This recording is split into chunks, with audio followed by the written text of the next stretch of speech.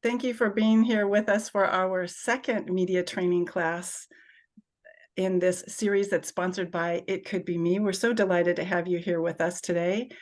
Jim, you want to say hi for just a second, and then I'll go ahead and share our screen. Hello, my name is Jim Brown, and I'm glad to see everybody here today. Hello.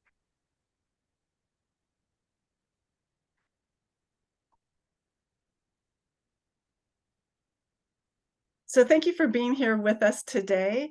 And to really dig deeper into a passion of something that Jim and I have been working on for most of our professional careers, and that is media relations. So I am Melissa Balmer, and this is Jim, and we like to just jump in, and we're going to tell you more about who we are as we get going. If you don't know us already, we shared our bios in the email newsletter that confirmed the class. So let's just get going and make this all about you. We are sponsored by Trini Woolerton, and It Could Be Me. And I don't think that Trini is with us here today yet, but I want to say thank you to her and her great generosity as the president and founder of It Could Be Me. And hopefully she'll be with us a little bit later on in the presentation. The first thing I want to start off with is to say thank you. Thank you for doing the work that you're doing, the advocacy that you're doing to help us create safer streets. We so appreciate you, and we know you're very busy. And so we appreciate you taking your time to be with us today. So we have some agreements as we move forward today, because today's class is a combination of advocates who work in safe streets, but also people who are victims and survivors of traffic violence who may not yet officially be advocates or just moving into that realm. So because today we're talking about media relations, we're going to ask for your questions and your participation as we move through what we're going to share with you today. We won't be stopping to talk during the presentation so that we can have more time for an in-depth conversation at the end. And we ask to not share specific information if you are a crash survivor, a victim, or a survivor, not to get into specifics. That's not what today is about. Today is about learning about how the media can be a strategic tool in getting safe streets actually created. And also because we're not therapists, so we really want to be careful and not trigger anybody as much as we can.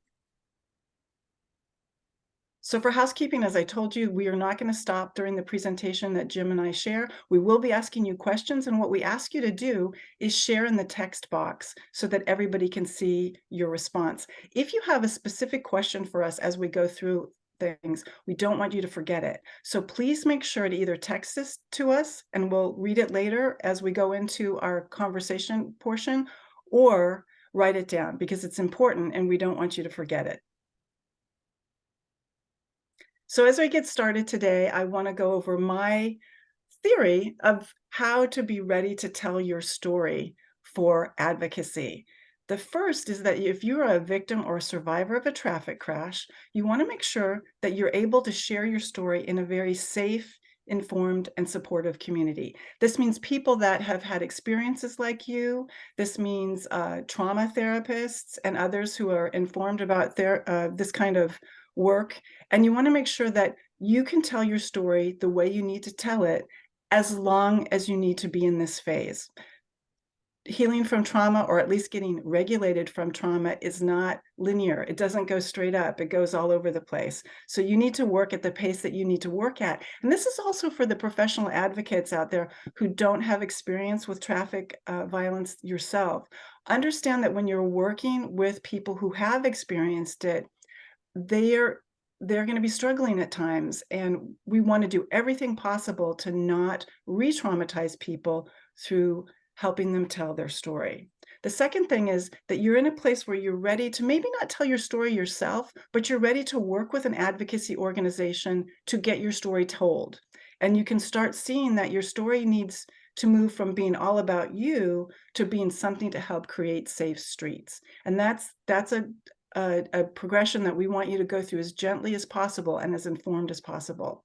And then finally, you are ready to tell your story, and you recognize that this story is now in service to a greater cause, and it needs to be shaped and edited depending on who that audience is. So you can start to really meet the audience where they are. You can have really short 2-minute stories for certain situations, like say city council feedback sessions, and you can have a longer story for maybe a keynote presentation, or say maybe a 6-minute story for a media interview and more. So I want to ask right now if you would share in the text box, are you a victim of a traffic crash? Are you a survivor? Are you an advocate? Are you everything? And so that other people can start to get to know you. And if you'd like to, and you feel comfortable with it, please tell us where you're from in you could be in the United States or Canada. And also, um, are you already affiliated with a professional advocacy organization? If you want to share who they are, that would be fantastic. So let's just take a minute for everybody to write that down and introduce everyone a little bit.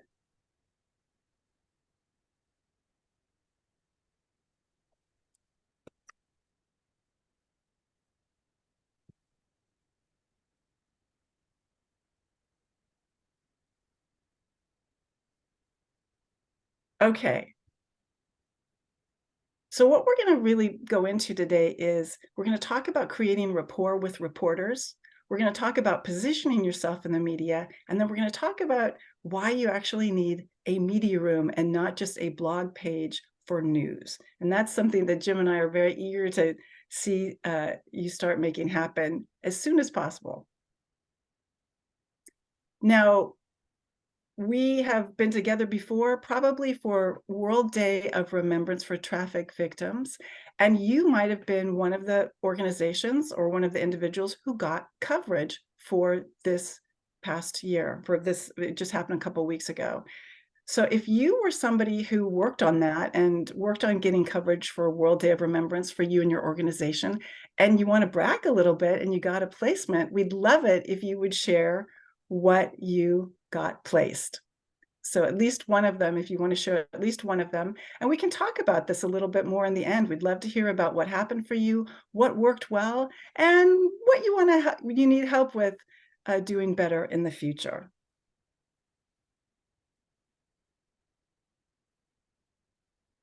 So we'll just take a minute to have everybody share that if they have any information to share.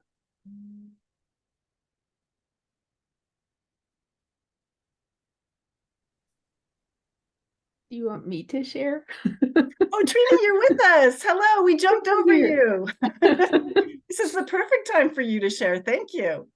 Oh, no. It wasn't Joan's share. Joan did Well, we something would actually, really we cool. want to have Joan share at the end, but we had space for you to talk in the beginning that we jumped over. So please, we're going to Okay. ask you as our sponsor to please speak up.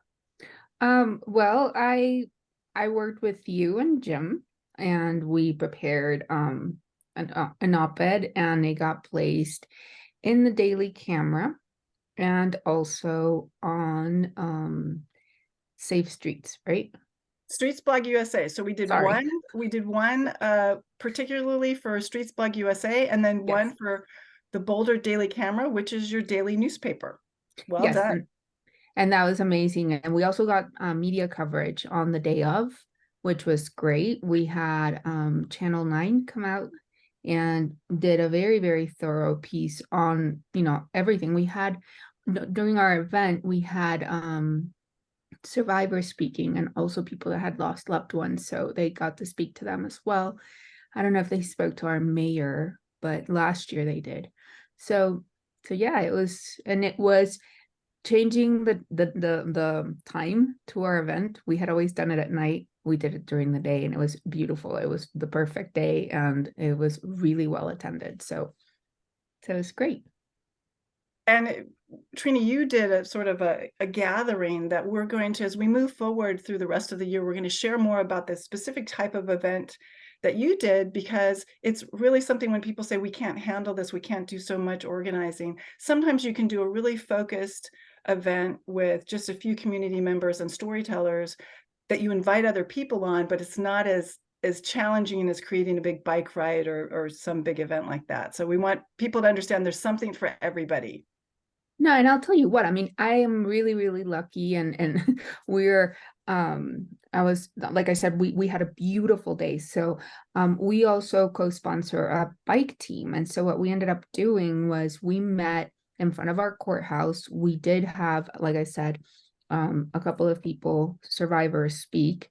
And also we did the mayor spoke, city council member spoke.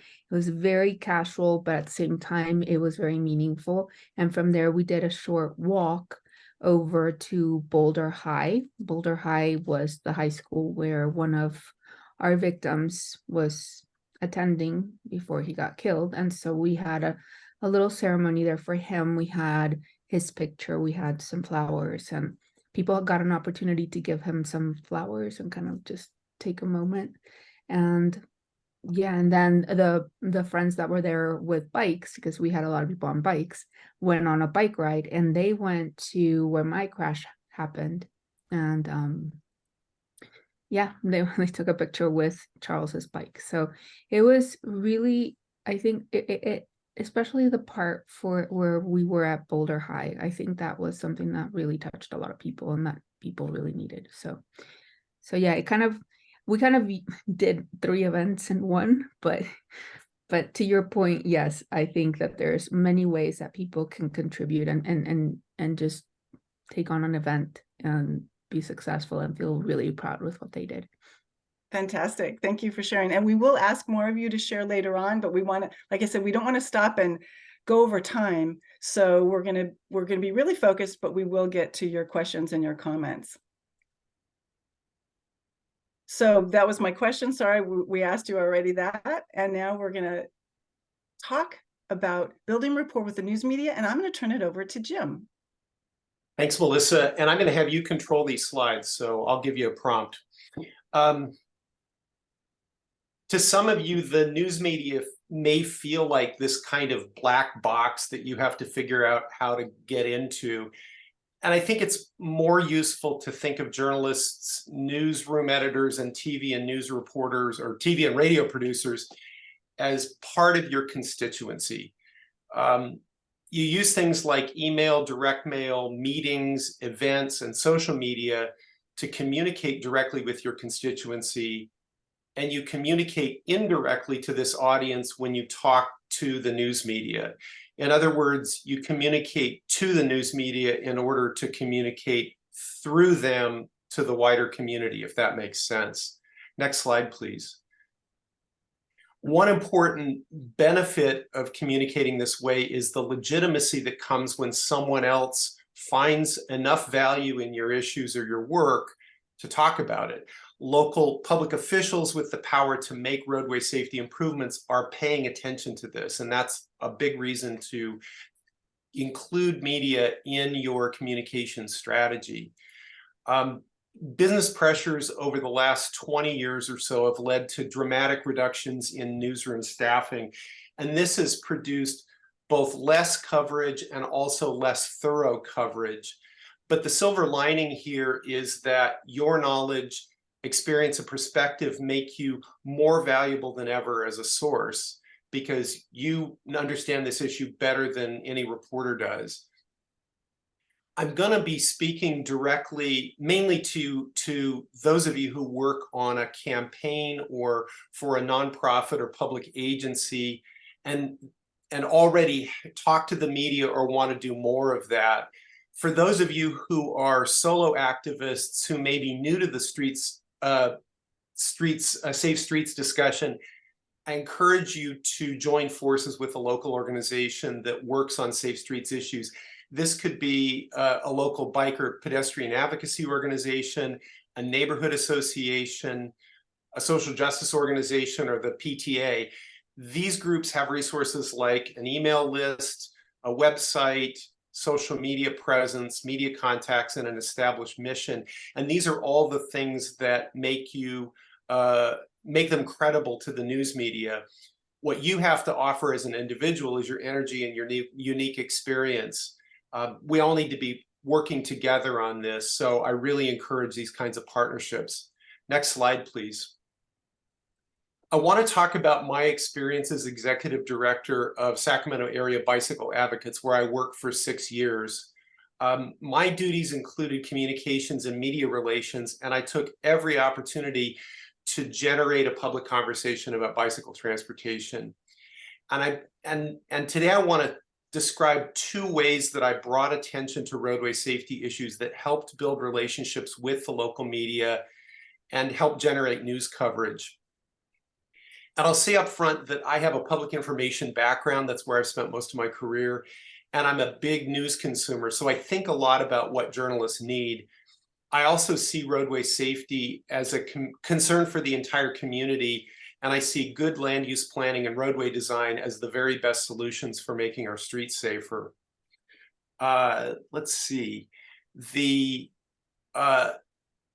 First of all, I want to talk about how I responded to local news stories about fatal bike crashes.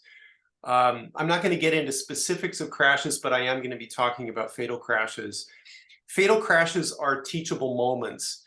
My goal as the executive director was to respond publicly as quickly as possible when I saw a news story about a fatal crash, because that's when people would be paying the most attention. Since news stories were the way that I usually learned about a fatal bike crash, I relied on Google Alerts and I scanned headlines first thing every day so I wouldn't miss anything. Next slide, please. In California, when there's a fatal crash, law enforcement customarily issues a press release, and it typically contains only the most basic facts about the crash itself, often because that's all that law enforcement knows at that point. Their investigation is just beginning. And those press releases almost never include any contextual details such as street design or historic crash patterns or trends. And I'm sure you've seen this in the coverage of crashes in your community. They're often very brief and very incomplete. Most news outlets are under a lot of pressure to get news stories out immediately. They're competing with each other, and they're often competing with television, who usually gets there first. But they don't have the time or resources to do a lot of extra research. So that's why they tend to use the information that law enforcement provides them. And they sometimes use it almost verbatim. And unfortunately, this means that their news stories often give the public a very incomplete picture of what's going on, what happened, and why. And so I made it my job to fill in some of those missing pieces. So the first thing I do when I hear about a crash is I would go to Google Maps and use Street View to examine the crash location. Even if I was familiar with where it was, I'd look at things like the street width, the number of traffic lanes. I'd look at the presence or absence of bike lanes, sidewalks, crosswalks, traffic controls like stop signs and stop signals. I'd look at the speed limit, the distance between controlled intersections, sight lines, proximity to intersections or freeway ramps. All of those details you can pick up by looking at Google Maps Satellite View and Street View.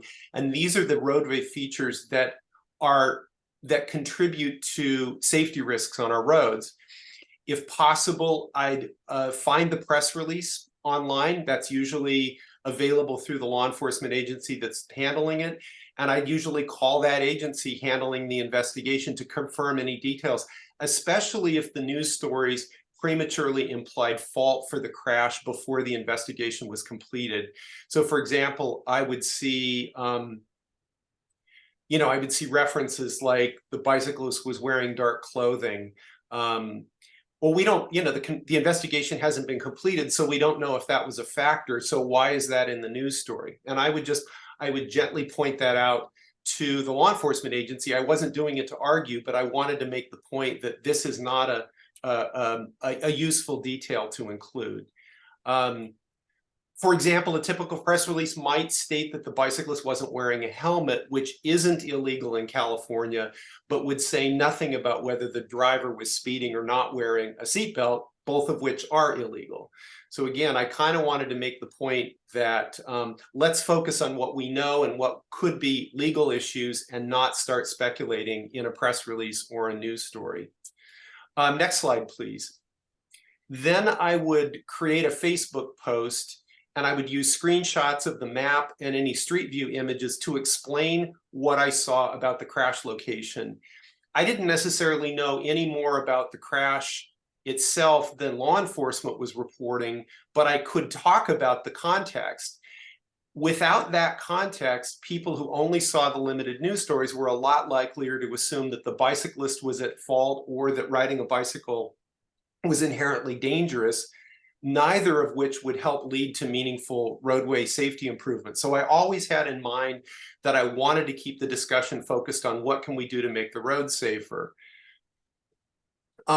These Facebook posts typically generated a lot of conversation, and almost always at least one call from a reporter who was following our Facebook page. In most cases, the official crash investigation might take up to 30 days to complete, and law enforcement wouldn't be providing any more information about the crash before then, and maybe they wouldn't even issue a statement after they'd completed the investigation. That left me in the position of being a source for reporters who wanted to say more about the crash than what law enforcement had provided to them. And as a result of our Facebook post, a reporter might call me and end up updating their initial news story, which was often published online. They would update it about more of the details that I had provided, and they might even provide a quote for me. And by the way, I used Facebook because that was the main social platform for those kinds of discussions at that time. I retired from that position 4 years ago. Nowadays, TikTok, Instagram, and YouTube might be the most valuable assets. But the point here is social media is a great way to get out there and reach a lot of people immediately and get that conversation started. Next slide, please. If I could do that process over again, I would also contact one of my best news contacts to offer to explain the context of the crash, or maybe even offer to meet them at the crash location so we could talk more. And if the crash were particularly newsworthy, say because of the location or who was involved, or because it was part of a pattern of crashes in a particular place, I might also issue a press release or even hold a press event. I wouldn't necessarily do that with every one of them, but if I really felt like there was a big teachable moment and I really wanted to make a point to the public, I would consider doing that. Like I say, I chose social media because it was the fastest, easiest, and most direct way to engage the largest number of people, including the journalists who were following us. But it's really a both and here and not an either or. All of those methods are useful, and think about how many of them you can reasonably use. I also was trying to do this in the first couple of hours of the day while the news was fresh, so I didn't have all day to do a bunch of things. So think about what process works best for you. Next slide, please. Another way to generate local news is to publicly discuss news from elsewhere and explain how it relates back to your community. In other words, you're localizing a news story that might come from another location. So for example, the Sacramento region typically has 8 to 12 fatal bike crashes per year. So this approach was another way for me to keep the conversation going. I wasn't just always talking about crashes. And by doing this, I could talk more frequently about these issues.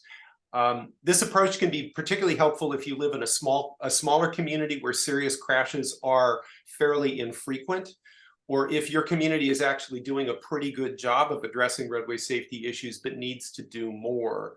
Again, the goal here is to keep the conversation going.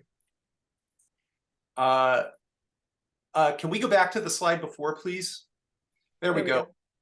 For example, if the news media reports on a particularly serious crash that happened elsewhere and similar road conditions exist in your community, talk about those similarities. Educate your community about unaddressed roadway hazards. We might think of these as the "it could happen here" story. So for example, we saw the national news coverage last month about the crash in Malibu, California that killed 4 pedestrians. The crash happened on the Pacific Coast Highway, which runs the full length of the state up the coast. The PCH is Malibu's main street. It has 4 lanes and steady traffic. but there wasn't anything about this crash that was unique to Malibu or the PCH. Many communities, including possibly some of the communities that you live in, have state highways as main streets. So after that crash, Safe Street advocates in every one of those communities could have been talking to the local news media about why that kind of crash could happen in their community. So in other words, think about how you can sort of piggyback on the news in other communities. Next slide. This approach also works for positive news too. So if a nearby community adopts a Vision Zero or Safe Routes to School plan, or receives a Safe Streets for All grant, or completes a significant roadway improvement and your community hasn't, talk about it publicly to increase public pressure on your city to act. We might think of these as the why not here stories. And also I want to say, don't miss the opportunity. Oh, next slide, please. Don't miss the opportunity to praise good coverage of important roadway safety issues, including unusually thorough coverage of crashes. So for example, use your social media to say, thanks Daily Camera for the coverage that you gave to this issue. It's really important to have you talking about these issues. Just as important, privately reach out to the journalist who wrote the story, and maybe their editor or producer, and let them know that you appreciate their hard work. Again, this isn't going to generate more news, but it's definitely going to build a positive relationship with the people who are covering your issues. Again, I typically use social media for this purpose because it was fast and easy, but you could also connect with your favorite journalists to pitch them on this story. But unless your community has a lot of news outlets, I don't think it's probably necessary for you to write a formal press release on these things. Press releases are typically the way to get the word out, to reach a lot of news outlets all at the same time. I think it's plenty to email and contact your most reliable reporter to start the conversation. And if you don't have a contact like that, figure out which local journalist covers your issues and start there. And if the idea of reaching out like this makes you uncomfortable, I'd work on getting past that, because building personal rapport is really going to be your most important goal here. Early on, I learned that news outlets and journalists were competing with each other. I don't know why it didn't occur to me, but more often than not, once a news outlet ran a story about a bike issue, I'd hear from another outlet that wanted to do their own story. This happened actually fairly often. My contact with just one reporter led to stories in multiple outlets. So this is a lesson for working smarter, not harder.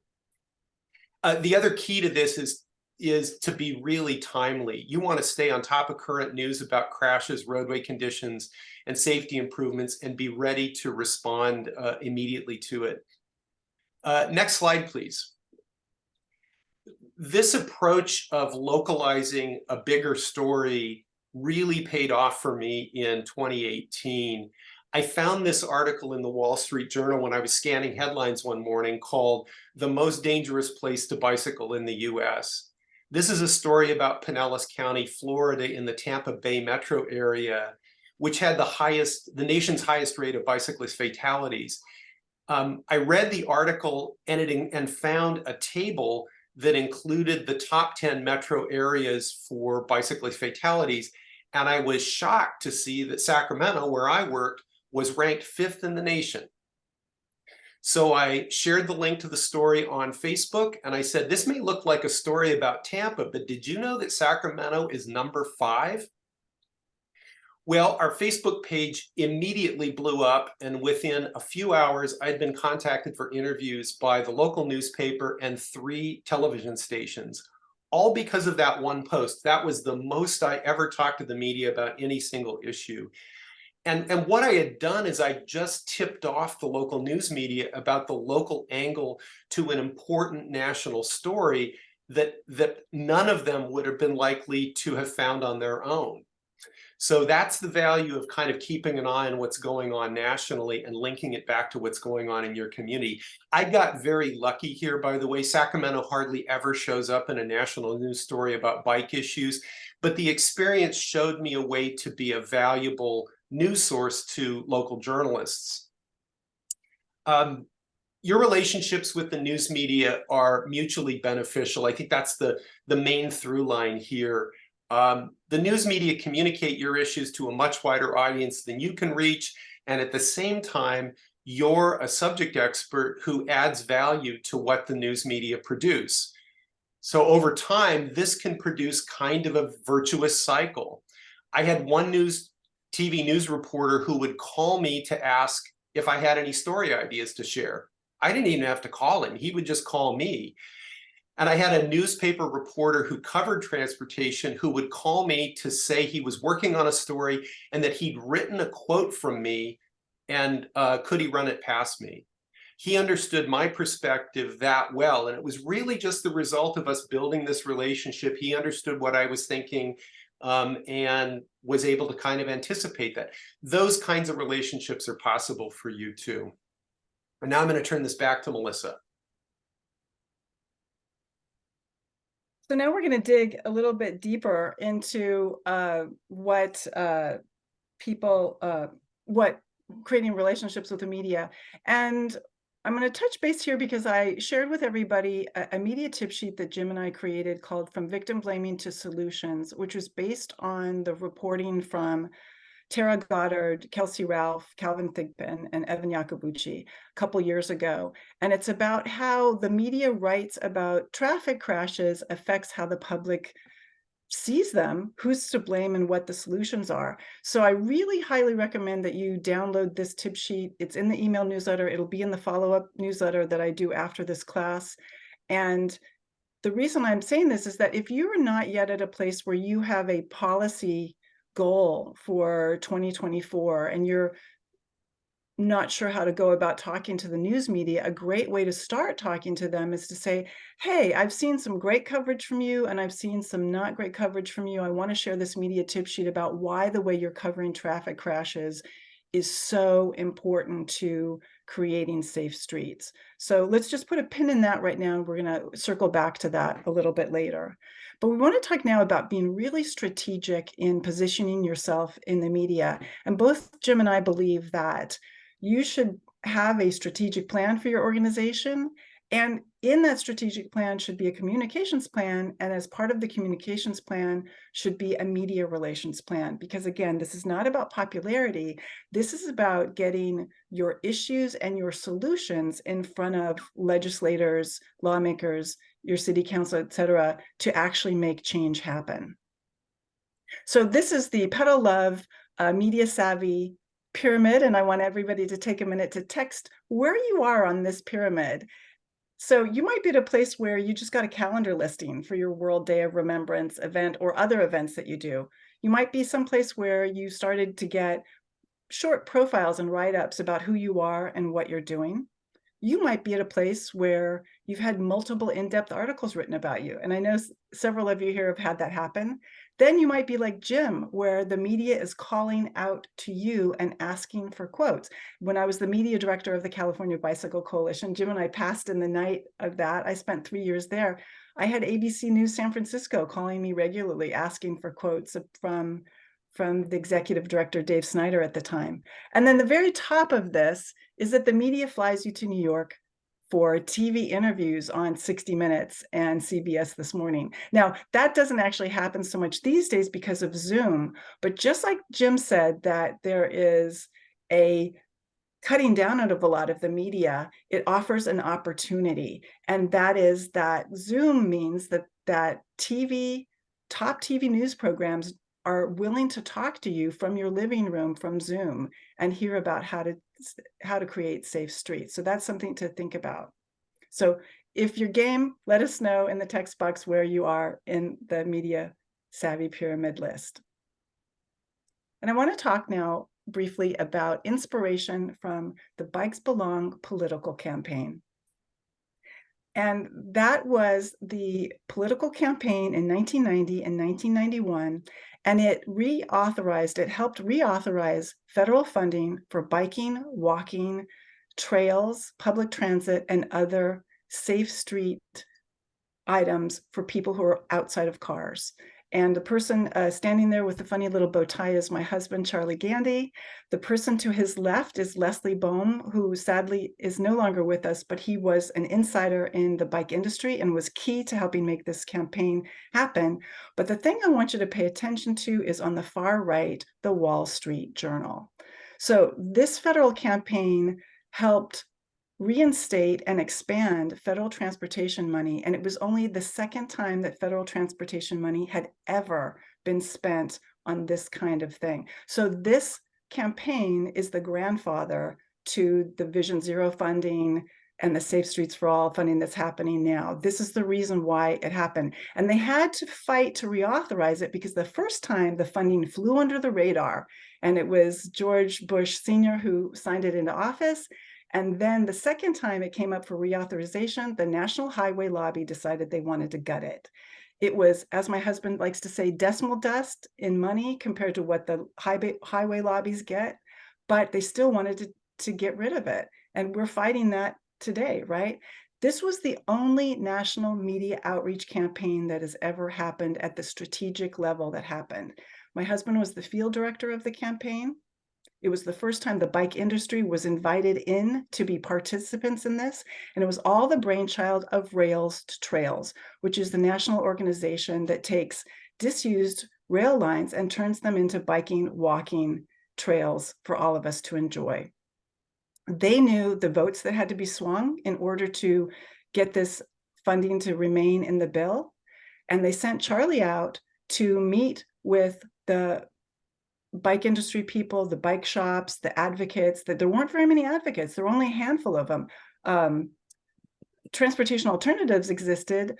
Charlie had founded Bike Texas. It existed, but there was about 5 or 6 big organizations that existed around the country. Not very many of them like today. It was the second round of funding that was the funding that allowed them to then go and launch all of these biking and walking organizations around the country. So what Charlie did that we want to keep in mind for the future is he met with the editorial boards of all of the major papers around the country and the papers in the states where they had the swing votes. And because of those meetings with the editorial boards, support for the campaign came out from the Wall Street Journal, the Los Angeles Times, the Austin American Statesman, and other important papers, and of course in the papers where they needed the votes. It took 2 years to pass that transportation bill. It often does, but they were triumphant, and the Bikes Belong campaign became the Bikes Belong organization, which is now People for Bikes. The second little story I want to share with you about creating rapport with reporters and newspapers is a story about a reporter named Sue Carpenter. So when Charlie and I lived in Long Beach, we were invited to the opening of the Bosch electric bike office in Newport Beach, California. And we were excited to go because this was a big deal for Southern California. And when we were there, we met a reporter named Sue Carpenter. She was writing for the major paper in Orange County. Long Beach sits on the border between Los Angeles and Orange County. And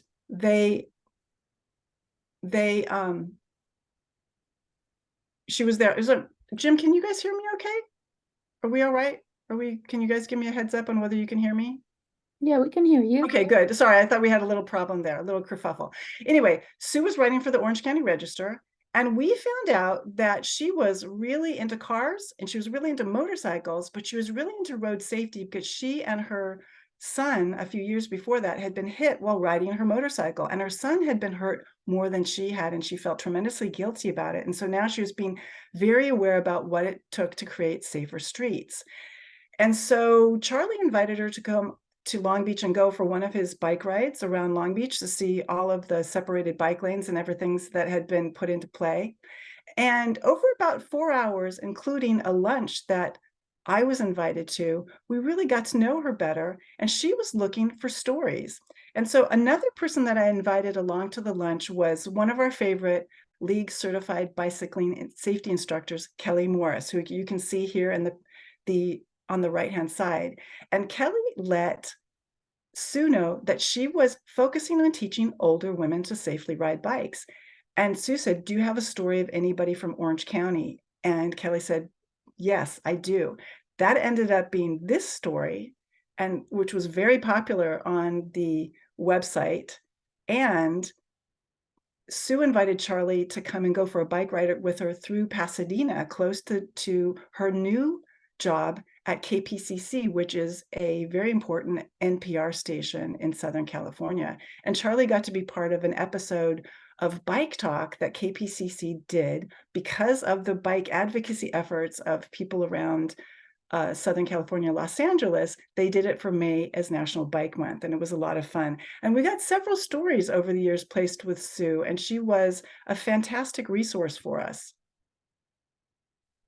So when you're positioning yourself in the media, this will be in the handout, so you don't have to scribble everything down quickly if you don't want to. But let's go through this and think about it. So you need to know, of course, who the media outlets that are most important for you. You might be in a small town where you don't have very many media outlets. You might be in New York like Amy is, or in Los Angeles like Damien with Safe. And there's a lot of news outlets. So you've got to decide the ones that actually cover the kinds of issues that are important to you. And then you've got to decide who the reporters are that cover your topics. So we're talking about creating a strategic media list. It's beyond a list. This is a tool that you're going to use to reach your goals. And then what's important to that reporter? So we knew from Sue that even though she was a car aficionado and anything fast aficionado, she was also really interested in how to create safe streets. And then we want to find out which story works best for that reporter. It so happened that it was easy for us the first time because Sue was in Long Beach. We introduced her to Kelly, and Kelly had a story that was right for the Orange County Register, and Charlie had a story that was right for her other job at KPCC, the NPR station. You also want to do your homework and know what opposition might that media outlet and that particular reporter have to your cause and your solutions. So let's say that it's a traffic reporter that's the one that actually would cover what you're interested in, but they are just obsessed with speedy, easy commutes. Well, you could say to them, guess what? When this safe infrastructure goes in for all road users, it alleviates crashes, and nothing slows down a commute like a crash. So you can think ahead of time and really spend some time working on, hey, what could the sticking points be? And then how can we make sure that we know our way around it? You're not going to be able to know in advance every tough question or opposition idea that a reporter or a media outlet could have, but you can be incredibly well prepared, and that'll help you be nimble on your feet. So when you position yourself in the media, you want to make sure that you are including strategic media outreach as a part of your communications plan from the get-go. This is something that needs to be worked in. You want to develop that strategic media list, and I'm going to show you one of ours in just a minute, so that you know who to pitch and who's the right person, and you want to know what's important to them. And then again, you want to be brainstorming with your team so that you can overcome any possible opposition. And in the case of the Bikes Belong campaign, where they were working, it was the League of American Bicyclists, it was the bike industry that was not yet People for Bikes, it was Rails to Trails that was really the political operative, it was Charlie, who was then working for the National Federation of Bicyclists that doesn't exist anymore, but they left their legacy, which is the Walk Bike Places Conference. You want to really be, whether it's a team of you and your best friend helping you, a local advocacy organization, statewide, et cetera, or a whole group of you, you want to be working together to figure out what those possible oppositions could be. And this is a screenshot of the media list that I created this year, an updated media list for World Day of Remembrance. This is for the Vision Zero Network, Families for Safe Streets, and it could be me. And the media moves around a lot, so you've got to make sure that you're constantly updating your media list so that you have the right information. And I didn't do a lot of strategy in this document, but I do want to point out to you that I'm always collecting the articles, the most recent article that that reporter wrote that shows that they are interested in safe streets. So you can see the hyperlinks along the right-hand side about what those reporters were interested in. If they were interested in it once, it's very likely that they'll be interested in it again. So I'm going to turn it back over to Jim, and he's going to talk about what you need in a media room, which we hope that you all start to create. Thanks, Melissa. I'm going to take a couple of minutes to talk about how you can configure your website to make it easier for journalists to cover your issues and your work. The websites for many larger organizations, including a lot of larger nonprofits, have what's called a media room. Often the link is labeled media or press. It can be its own tab, but most often it's a menu item. And if you look at the media rooms for larger organizations, you'll see that the link is often buried at the very bottom of the homepage. That's totally okay, because the media room really isn't designed for any site visitor. It's designed for journalists, and journalists are going to know to look for that link. The purpose of a media room is to give journalists a single place to learn about what you do. This may seem like the purpose of your entire website, but you really want to make it easier for the journalists to learn what they need to learn and give them a place to start. Give them a place to learn about your mission, your projects and accomplishments, and see what other newsletter outlets have said about you. Think of this as one-stop shopping. It's not meant to be a substitute for a conversation with you about what you're doing. A media room helps the journalists prepare for that conversation. And in some cases, it can help them decide whether or not to do a story about you. Next slide, please. Our favorite example of a media room is the one for the Sundance Film Festival, which has all the features we like to see. This is basically anything that a journalist might want to know about the organization and what they do. Another example in the transportation realm is the Rails to Trails Conservancy. They have a solid media room. Generally, though, it's not very common to see a media room on the websites for transportation advocacy organizations. The features of a good media room include the following: contact information for the staff whose job includes talking to the media. This would be your official or unofficial spokesperson, the one you want to see quoted in the news.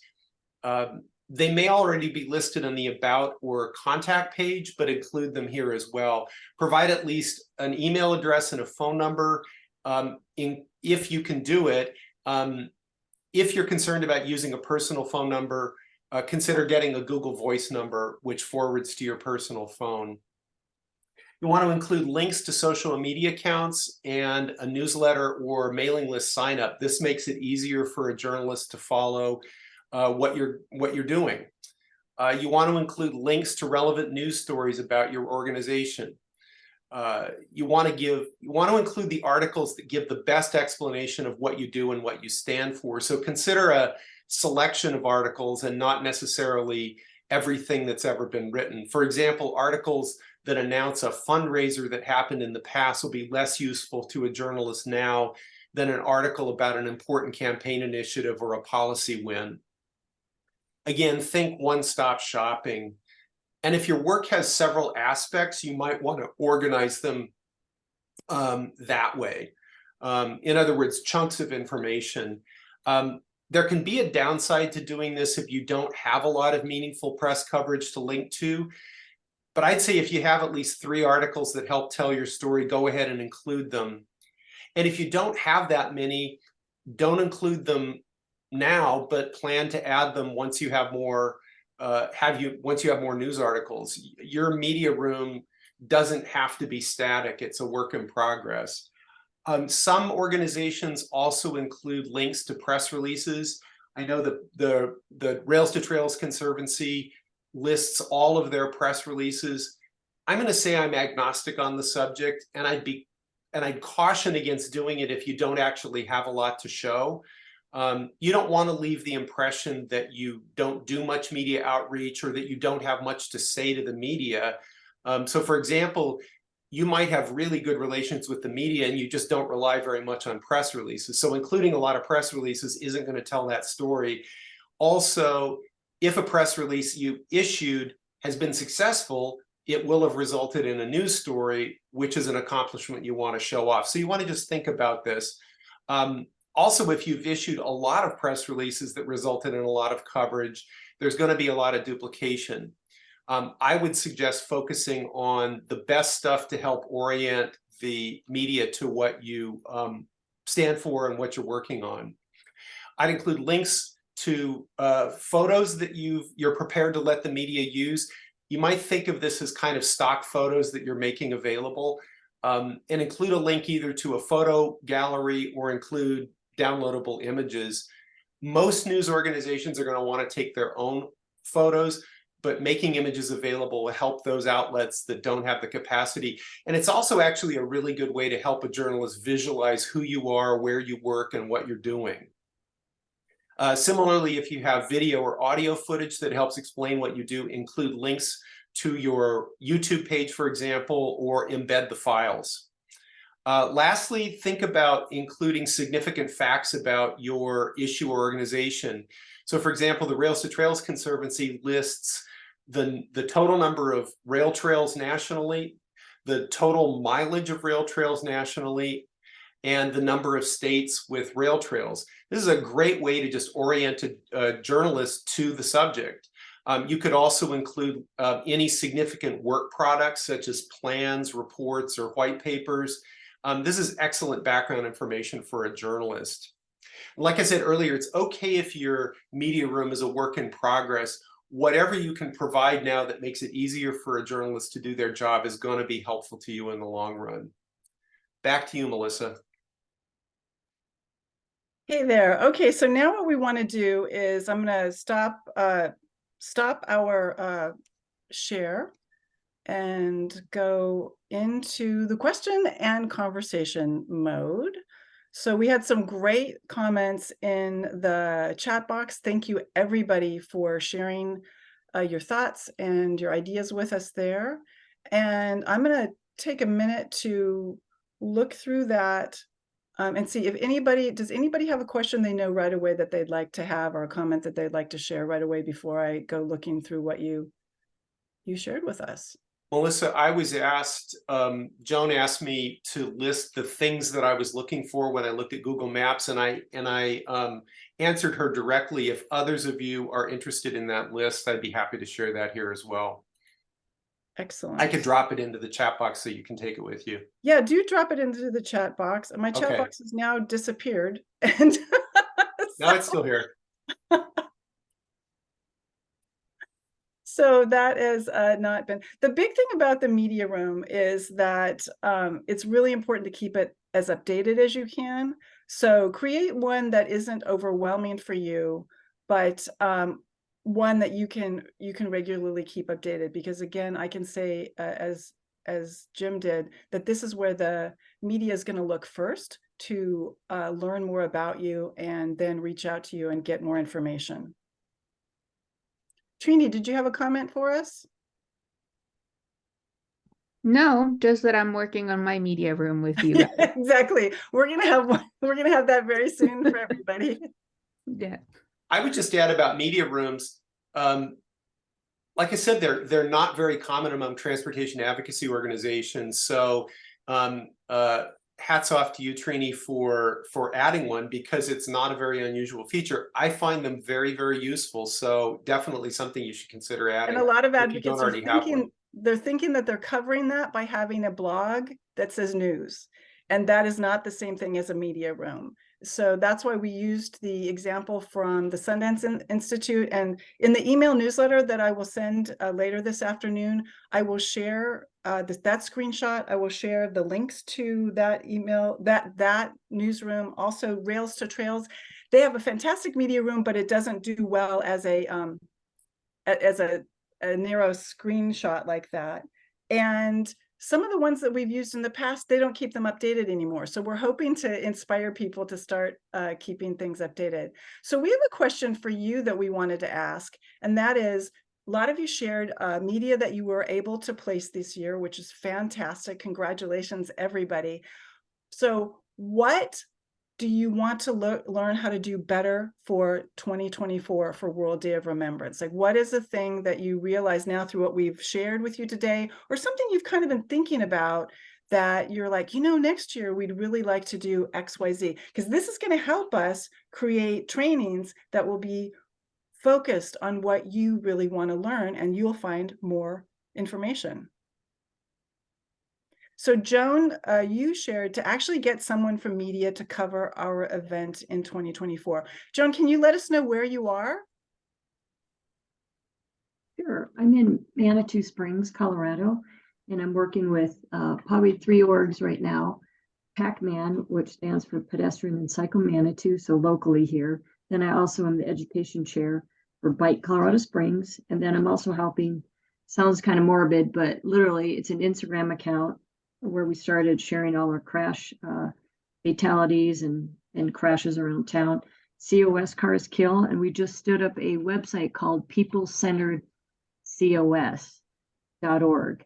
And so we're just trying to start this grassroots movement of, hey, we're trying to bring awareness to this because we're pleading and begging for safer streets for people outside of cars.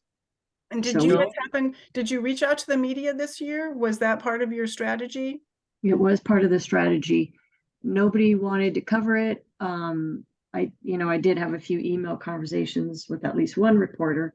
They just didn't think it rose to the level of, hey, we need to show up, which is sad, but I'm going to keep working on it and build on those relationships. And one thing that did happen that was very positive was Representative Stephanie Vigil. She actually showed up for our event. She does a lot of stuff locally here in Colorado Springs. And at least we had someone, who's a legislator with the Colorado General Assembly show up and say, hey, I'm going to give this some attention. And she totally leads by example. I mean, she rode a bike to the event downtown. That's Colorado fantastic. Springs. So Joan, I have a couple of suggestions here. Okay. One is invite the reporter out for coffee. Like, say, I'd like to talk to you for 15 minutes. Like, make it as personal as you can make it. And maybe just, go with an open mind and see if you can understand why they don't think it's important. Or you don't have to make your case necessarily, but certainly gather some intel from them about why they're not focused on it. I didn't focus on every media outlet in my community. We had a very robust business publication, but they didn't do anything about transportation ever. I didn't really spend much time trying to build a relationship with them because they just weren't going to cover our issues. Another suggestion is you might reach back out through that representative and see if they or one of their staff people would meet with you and a reporter, because I guarantee you that representative has a relationship with the media. And if that representative is on your side and supports what you're doing, ask a favor, like call in that favor and say, we really want to have a better relationship with media. Who should we be talking to? They're going to know who's responsive, who's smart, who's motivated. So those might be 2 ways to jumpstart that relationship.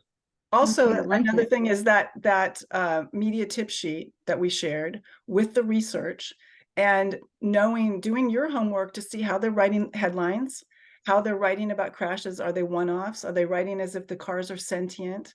All of that can really start the conversation, because you can write to them and say, hey, I tried to invite you guys to this event. It wasn't really top of mind awareness or of interest, but I want to talk to you about how you're covering this. This story was great. This story was weak. Let me show you, can we talk to you about this? And this really points out the first, good on you guys for all of the work you're doing. Thank you so much. And second, why we need to not leave things to one day a year. The strategy needs to be going all year long, so that by the time World Day of Remembrance or any particular specific policy call that you're having or anything, you already have a rapport with that media. It's what we found with World Day of Remembrance, because it changes and it's near Thanksgiving and it's on a Sunday, that can be really challenging. So to Jim's point of calling reporters in advance and saying, hey, this day is happening. We know it can be a tough day for coverage. Can we meet you the Wednesday or Thursday before and go on a walk or a bike ride and then sit down for coffee and talk about why this is a systemic change issue and not a one-off? And you're going to get much farther, especially if you've already created a rapport and a relationship with that reporter before that week, right? So that's really what we want to, that's the puck we want to skate to with everybody, is being strategic before that event. So we're just at time right now, and so we can go ahead and close up here. But we want to know if anybody has. The comments are fantastic. We really appreciate them. We're going to send you our notes so you know exactly what we were talking about today. We'll have that for you later this afternoon. We'll have important links for you. Next week we'll have the recording.